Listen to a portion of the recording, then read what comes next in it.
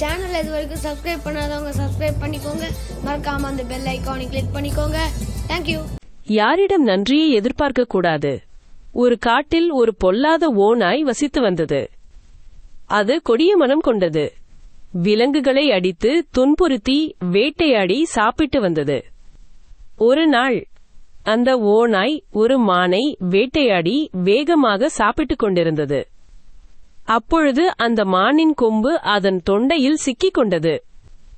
வாயை மூட முடியவில்லை. அது துயரத்தில் துடிதுடித்தது.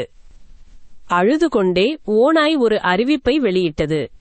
யார் என் தொண்டையில் சிக்கிய கொம்பினை எடுத்துக் கொடுக்கிறாரோ அவர்களுக்கு 1000 பொற்காசுகள் பரிசளிக்கப்படும். ஆனால் மற்ற விலங்குகள் அதை நம்பவில்லை. ஓநாயின் கொடூர குணத்தை அவர்கள் நன்கு அறிந்திருந்தார்கள். அந்த நேரம் பக்கத்து காட்டிலிருந்து ஒரு கொக்கு வந்தது. அறிவிப்பை கேட்டதும் அது நிதானமாக சொன்னது, நான் உதவி செய்யலாம்.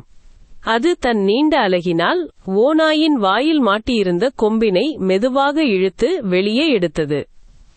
பின்னர் கொக்கு கேட்டது, அந்த 1000 பொற்காசுகளை கொடுத்து விடுங்கள்.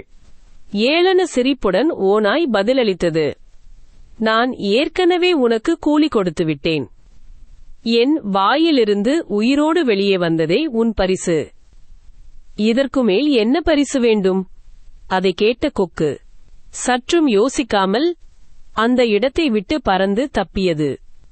இந்த கதையின் நீதி, தீய மனமுள்ள ஒருவருக்கு நாம் எவ்வளவு உதவி செய்தாலும் அவர் நமக்கு நன்றியுடன் இருப்பார் என்று எதிர்பார்க்க கூடாது. இந்த வீடியோ பார்த்ததற்கு நன்றி. உங்களுக்கு பிடிச்சிருந்தா லைக் பண்ணி, ஷேர் பண்ணி, சப்ஸ்கிரைப் பண்ணுங்க.